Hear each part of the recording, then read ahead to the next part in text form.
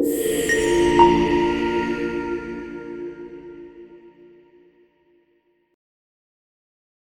you ever noticed someone who just commands respect without ever needing to raise their voice or, demand attention? They Mhm. walk into a room and the whole energy just kind of shifts, not because they're looking for the spotlight, but because they seem so entirely comfortable in it. Right? Yeah. That quiet authority, that magnetic presence that is the very core of what we, in this stack of research we've been going through, are calling silent confidence. And it's probably the most powerful form of influence there is, yet it's so often overlooked. Why is that?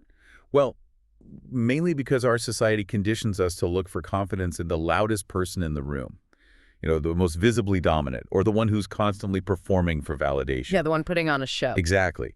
So today, we're doing a really critical deep dive into the sources that not only define this quiet power, but actually show us how to systematically cultivate it. That's right. Our mission today is to unpack the entire architecture of this subtle confidence. We're going to get into why this inner strength is so often dismissed or even confused with shyness. Which is a huge mistake. A huge mistake. And then, and this is the critical part, we'll detail the truly actionable habits and strategies that can transform that quietness from what you might perceive as a vulnerability into an authentic, deeply influential power.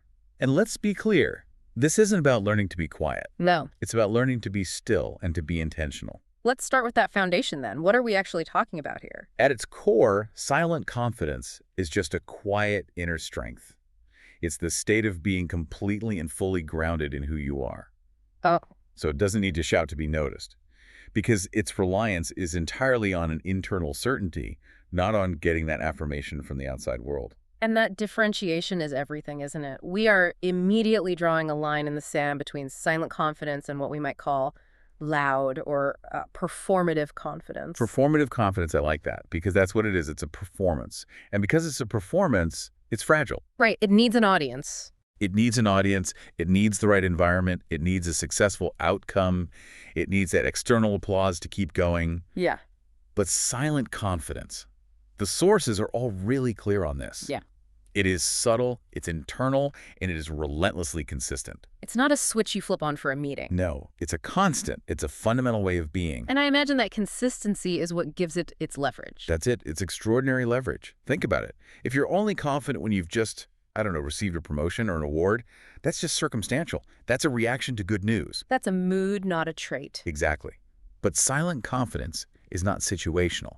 It doesn't just vanish when you face intense stress or when the audience is hostile or, say, a negotiation is starting to fail. It's still there. It remains a natural extension of your fundamental presence. Yeah. And that grounded, predictable nature that just signals stability and trust to absolutely everyone around you. Okay, let's really unpack the architecture of this subtle power, Yeah. starting with the source of it all, validation. The core thesis across all this material seems to be that true confidence comes from knowing your intrinsic worth, which means there's no external currency required to validate it. Precisely. The goal, if you want to get philosophical about it, is to simply be, not to perpetually be in a state of proving. Constantly proving. I think so many of us live there. We do. If you structure your self-worth around these external metrics, how many followers you have, whether you get a compliment on your work, the size of your raise, your confidence will always be fragile. It's always going to be reactive. It's a roller coaster. It is. Silent confidence, on the other hand, is steady. It's steady because it's drawn from this internal well of assurance that no single external event can actually deplete. So if that loud confidence can sometimes tip over into arrogance or, reveal a kind of insecurity because it's always fighting to maintain its status, how does the psychology of silent confidence show up? It shows up as true composure. Arrogance is almost invariably loud. It's reactive. It's often a defensive mechanism that's designed to prevent scrutiny. A shield. It's a shield. Silent confidence is steady, it's measured, and it's grounded. So it shows up as self-assurance, not showing off.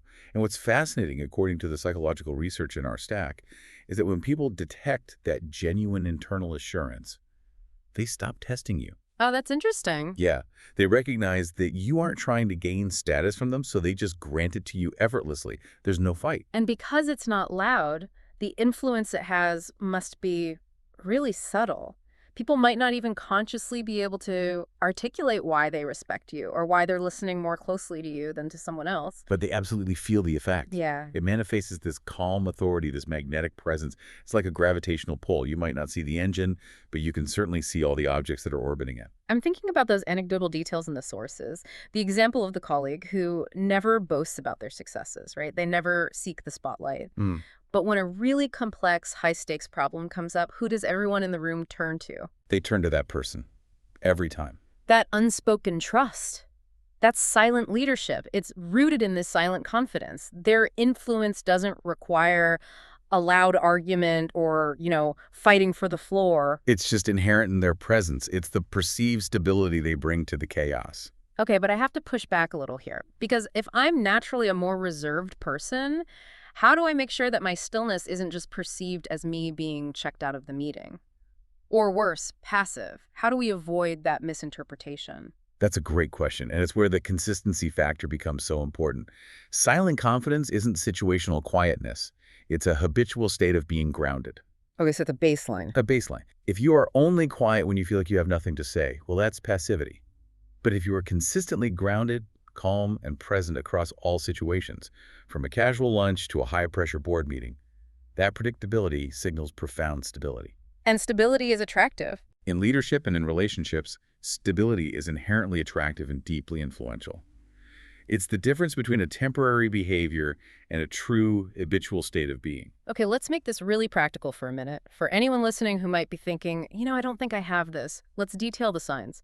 Our sources gave us 4 really clear markers that you might already possess this quiet power, maybe without even acknowledging it. The first one, and it's probably the most easily overlooked, is a genuine comfort with silence in conversations. Right. Most people, especially when they're under stress, they panic when a conversational gap opens up. They do. They rush to fill every pause, they overshare details, or they just start hastily explaining themselves to prevent any perceived awkwardness. But when you're truly confident, you just don't feel that pressure. Taking a moment, 2, 3, even 4 seconds to truly think before you respond is an active display of confidence. It's so counterintuitive. It is, but that stillness signals presence. It signals patience, and it signals a profound self-trust. You're communicating, non-verbally, that my thoughts are valuable enough to merit a pause. Whereas the person who rushes usually fears being judged or is maybe trying to prove how clever they are. Exactly. The silently confident person is just prioritizing clarity and intention over speed. Okay, so what's the second sign? The second sign is calmness under pressure, or in situations where other people are being judgmental. We're talking about staying composed when a really difficult question is asked, or when someone tries to provoke a defensive reaction from you. And this doesn't mean you're some kind of robot, right? You're not immune to nervousness. Not at all. Silent confidence isn't the absence of fear, it's the ability to stay steady despite the fear. So where other people might escalate their voice or get defensive, or you can see them visibly tense up. You maintain control. Control of your voice, of your expression, of your overall energy. And this composure, that stillness when the world around you is chaotic, that is respected far more than panic, you're showing people that you are in charge of your own internal environment, which makes them trust you with their external one. That makes a lot of sense. The third sign is that other people are just naturally drawn to your energy. Yes, you might not be the center of attention or the loudest person, but people just gravitate towards you anyway. They seek you out for advice, they confide in you, or they simply feel safer around you without really knowing why. And that's your grounded presence, creating that quiet magnetism. That's it. You're not chasing attention, you are radiating authenticity. Because you're truly comfortable being yourself, you create this emotional safe space for others. Yeah. People crave stability, and when they detect someone who isn't performing, someone who's just there, they feel permission to drop their own performance, and that magnetic attraction just takes over. And the final sign. And finally, look at your own decision-making process. If it feels intuitive and aligned, rather than reactive or impulsive, that's a really strong indicator. Explain that difference, reactive versus intuitive. Reactive decisions come from a place of urgency or fear or a desire to appease other people. You're reacting to pressure. Intuitive decisions, on the other hand, come from a place of inner alignment. You pause, you sense what feels right, and you choose with clarity because you trust your internal compass. So it's a demonstration of profound inner trust. Yes. You're making choices from a place of calm awareness, not emotional urgency. And that inner certainty just radiates outward as authority. So, if silent confidence is this influential, this powerful, why do the sources suggest that most people, and particularly those conditioned for outward approval, which is often women only, learn this much later in life? It has to be societal conditioning. It's entirely societal conditioning. We're just taught the wrong metrics for success. Society rewards loud, visible confidence. It praises the extrovert, the outspoken one, the person who, socially dominates a room. Right. We're led to believe that to be successful, you have to command attention with sheer volume and visibility. The quiet observer, the thoughtful contributor, their power is just systematically discounted. And that prioritization of visibility leads directly to the core problem, which is a fear of being invisible. A deep fear. Many of us are taught from a young age that quietness equals being overlooked, and that triggers a lifetime of overcompensation. Let's break down that overcompensation because I think it's so incredibly common. It looks like chronic apologizing for things that aren't your fault. It looks like over-explaining your ideas until they completely lose their impact. It looks like talking over other people or just relentlessly chasing approval that you don't even really want. And our materials frame this so beautifully. Overcompensation is not a lack of innate capability. It's a profound lack of permission to be yourself. Wow, say that again. It's a lack of permission to be yourself. We're misled into believing that our natural quietness is some kind of flaw that we must aggressively fix. And this societal confusion, it shows up in that critical mistake of mixing up silent confidence with shyness. Which is a distinction that you absolutely must internalize if you want to get this. Shyness comes from fear. It's the internal desire to hide or retreat from potential judgment. Okay, so it's a defensive posture. It's defensive. Silent confidence, on the other hand, comes from certainty. It's a conscious choice to be still. That's a huge difference. Shyness is avoidance. Confidence is selection. Exactly. The shy person wants to speak, but they're paralyzed by a fear of imperfection. The silently confident person could speak, but they choose to observe, to listen, and to wait for the optimal moment for maximum impact. The moment you get that. Everything changes. You have to recognize that your quiet presence is not a flaw you need to fix or apologize for. It is a source of immense power to be leveraged. So if noise is the accepted social currency, then quietness actually becomes a strategic advantage. It allows for what you call the strategy of stillness. It does. While everyone else is busy performing, trying to be seen and seeking affirmation, silent confidence provides the strategic high ground, the ability to just observe everything. You see things others miss. You notice the subtexts, the shifting alliances in a meeting, the unexpressed concerns that others miss because they are too preoccupied with their own performance anxiety, and that observation yields insight. And insight is true power. But let's clarify that pitfall again, because I can hear the skeptical listener getting lost here. If I adopt this stillness, how do I avoid becoming genuinely passive or, retreating from a necessary confrontation? The key is intentionality. It all comes back to intention. Silent confidence is not about retreat. It requires measured, thoughtful, intentional engagement. It's the difference between doing nothing because you are scared and choosing stillness because you are assessing the situation. True quiet power knows precisely when to step forward and when to wait. So quietness doesn't equal weakness. Never. And stillness absolutely does not equal inaction. In fact, stillness requires greater strength because it involves resisting that pervasive, deep-seated impulse to just fill the void. The moment you can internalize that distinction, that you don't need to apologize for not being the loudest person, you stop forcing yourself into these externalized forms of confidence that have never felt authentic anyway. You stop performing. And you start being. And that authenticity, that is the beginning of building that unshakable foundation. So if quiet power is an evolution, it has to start where the fear starts, internally.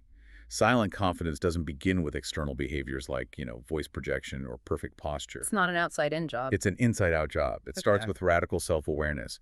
And this means you have to halt the emotional autopilot you've been on and truly understand the landscape of your internal self before you even attempt to project calm energy to the outside world.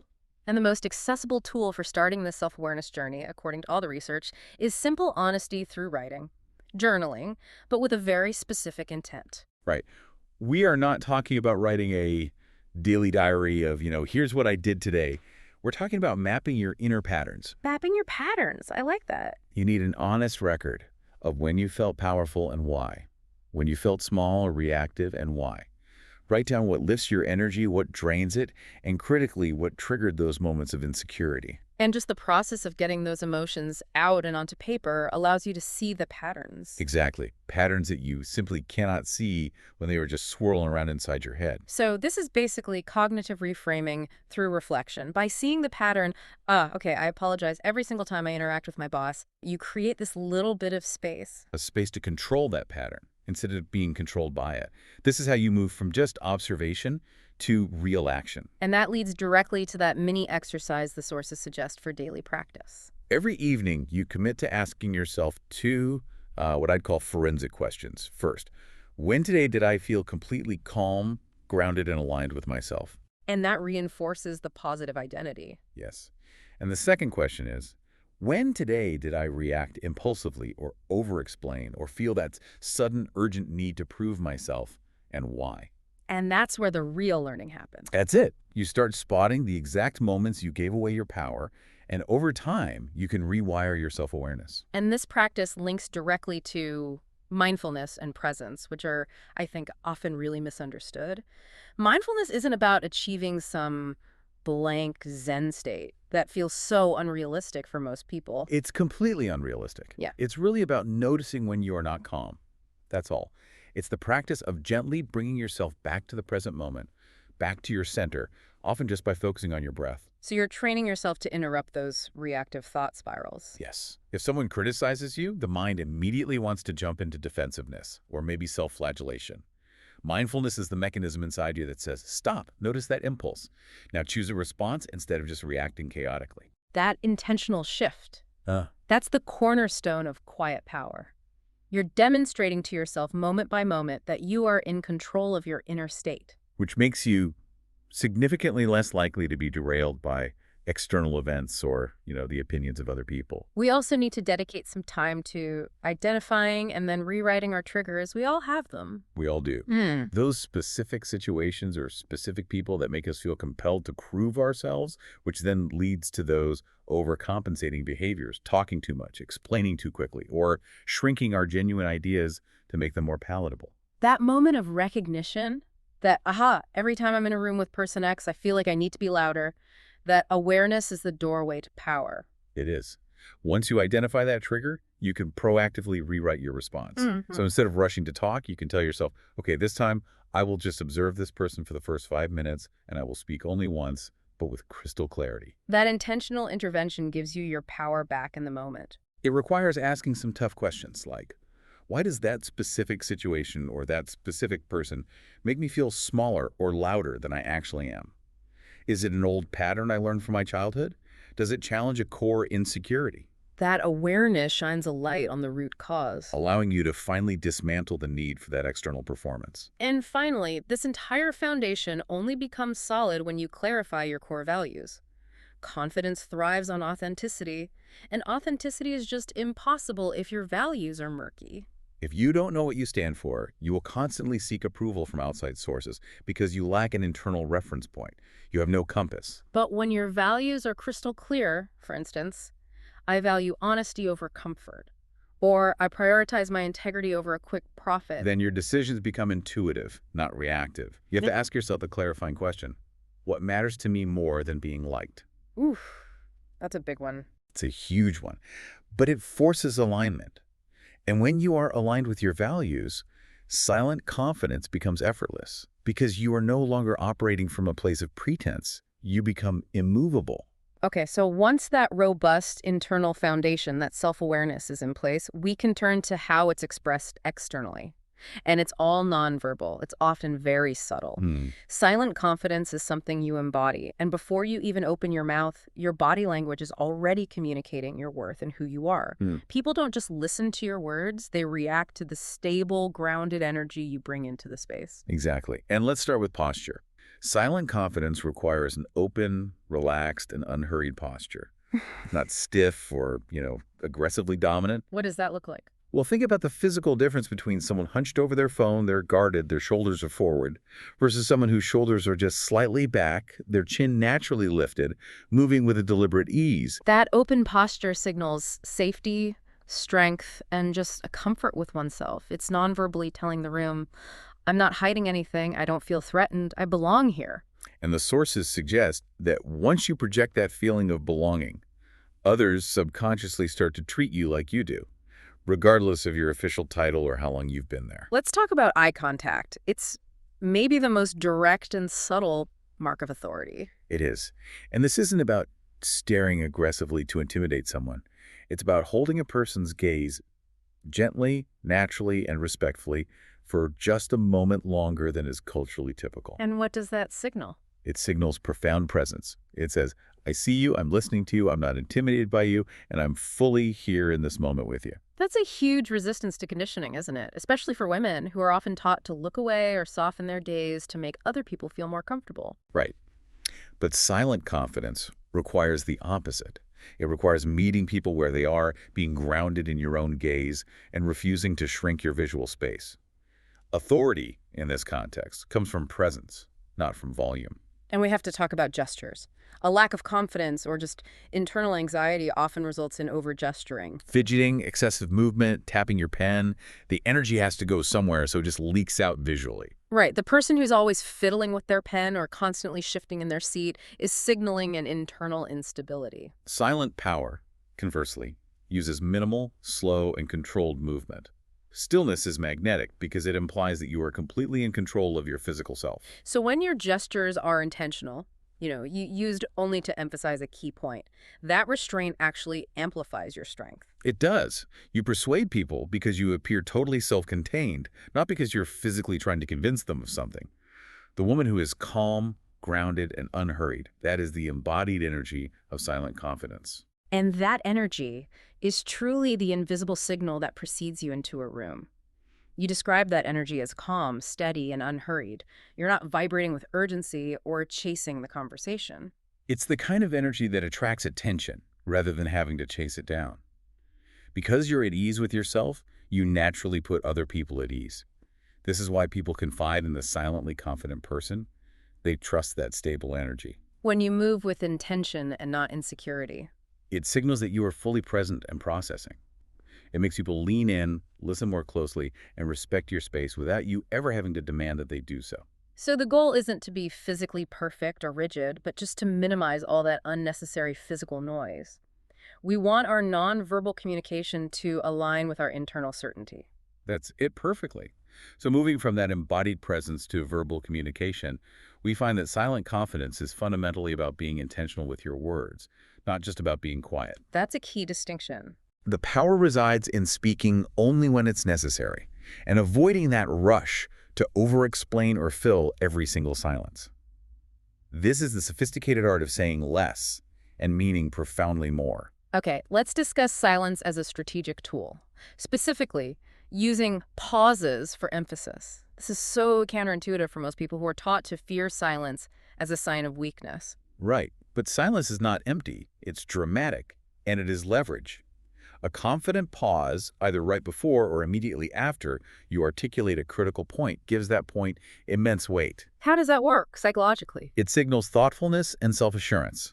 Psychologically, when a leader pauses, listeners subconsciously lean in. They give more weight and processing time to the statement because the pause itself has created a moment of suspense and gravity. And that emphasis is tied directly to deliberate word choice. Silent confidence means removing the fluff and all that hedging language. Oh yes, we have to eliminate the Yeah. and especially the I just think. Why is I just think so bad? When you preface a powerful idea with I just think, you immediately diminish the authority of the idea itself. You're apologizing for it before you've even said it. Concise power comes from clean, precise delivery. So the rule is simple. Fewer words, greater impact. Your speech becomes a curated, valued experience, not just background noise that the listener can safely ignore.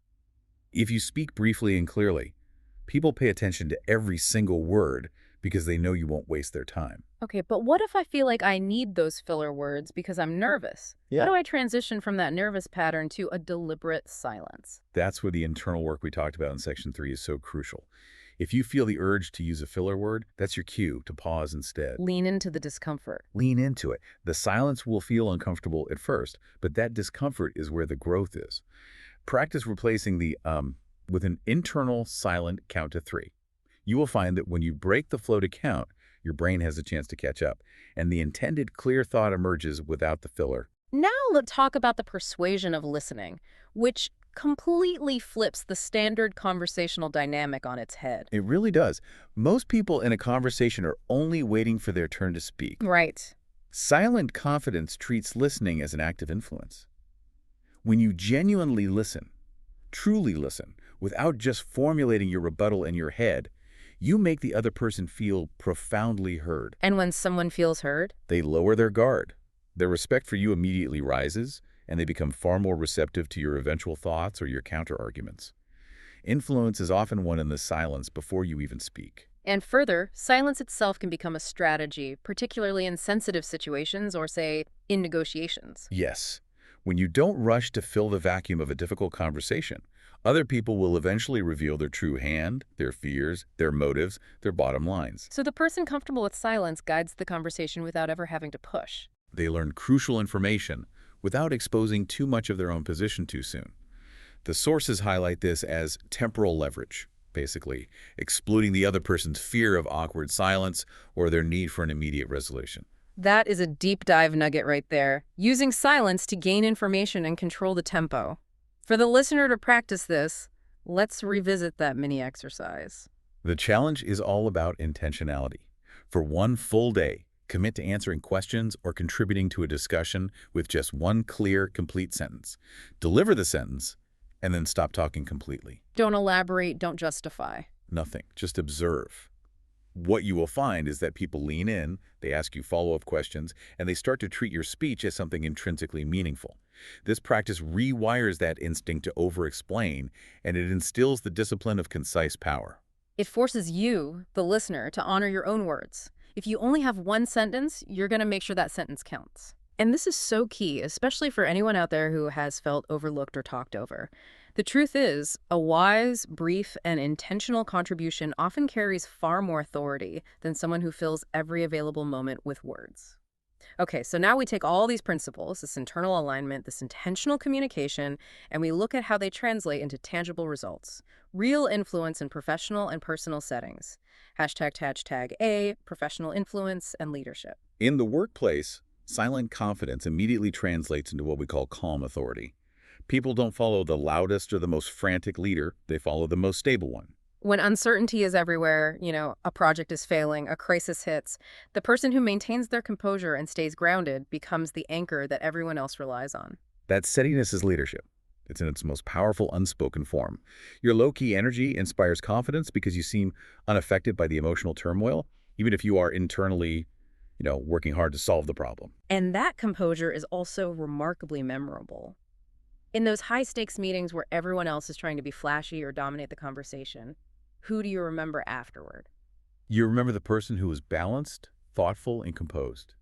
Impressions like grounded, reliable, and calm under pressure, those are the things that shape opportunities and credibility far more effectively and permanently than a single flashy performance ever could. And this quiet power grants you massive leverage in a negotiation. We touched on this, but let's really detail the mechanics here. Negotiation is fundamentally about controlling the energy and the tempo of the room. Silent confidence allows you to hold your space. You state your value clearly, without dilution or justification, and then you do not rush the pauses. You make your offer and then you stay silent. You stay silent. That stillness creates psychological pressure on the other side. They often feel compelled to speak first, revealing their internal anxieties or offering concessions just to break that tension. So your stillness becomes your leverage. Because the composed person is impossible to manipulate. They aren't driven by the sense of urgency that the other side is hoping to exploit. The resulting influence in professional settings is always subtle, then never forced. Right. It might be a single grounded question, phrased perfectly, that entirely changes the direction of a sprawling, chaotic meeting. Or it's the quiet team member whose voice causes the entire room to go silent the moment they finally decide to speak. Their presence shifts the room's emotional temperature. They don't need to argue aggressively. Their contributions are simply accepted with more weight because their history of intentionality suggests that their words are worthy of immediate respect. That is strategic influence, built on credibility and composure. Hashtag B.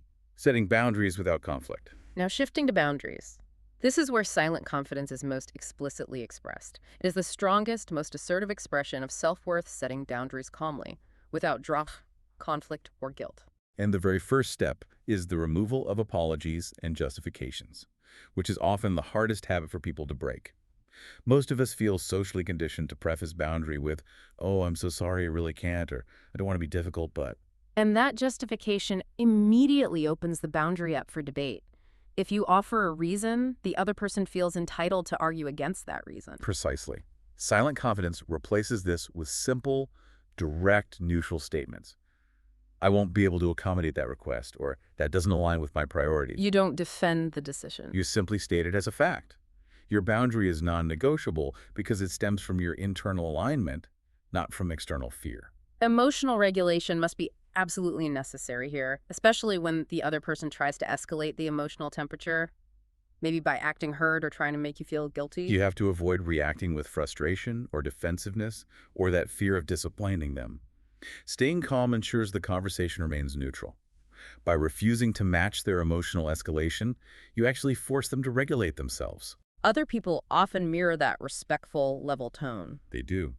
This quiet power protects your boundaries better than force or loudness ever could, because you just refuse to engage in the drama they are hoping to instigate. And the consistency of this behavior, it actually teaches other people how to treat you. Yes, consistency turns behavior into a reputation. When you consistently uphold your boundaries with calm confidence, you establish yourself as someone it's impossible to disrespect or easily manipulate. So people stop asking for unreasonable favors. They do.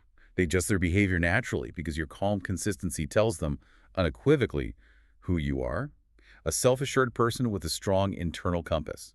Silent confidence prevents conflicts by making them unappealing and unprofitable for the person trying to start them.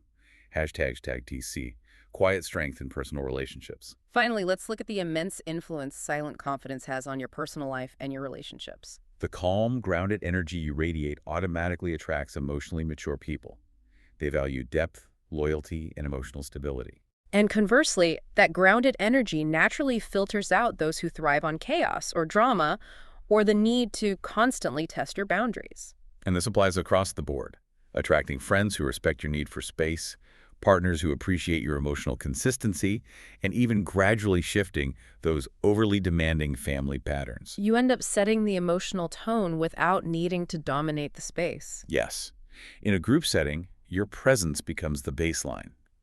When everyone else is talking over each other, your calm energy guides the conversation without you ever having to dominate or escalate emotions. Your stability steadies the entire room. Conversations naturally slow down, noise levels decrease, and people begin to realize there's less pressure to perform. This is the ultimate form of social influence, guiding the emotional temperature of the group simply by maintaining your own internal temperature. And this builds profound trust and emotional safety. Why is that? Because that calm energy communicates vulnerability and presence. It says, "I'm listening, I'm not competing with you, I'm just present." It creates an emotional safe space. It does. People open up and confide in you much faster because they desperately crave someone who isn't making the interaction all about themselves or, trying to one-up their story. Your quiet confidence becomes the reliable harbor they didn't even know they were seeking.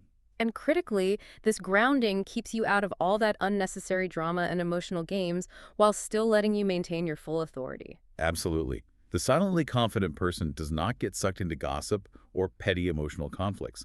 When a conflict does arise, your response is clarity, not chaos.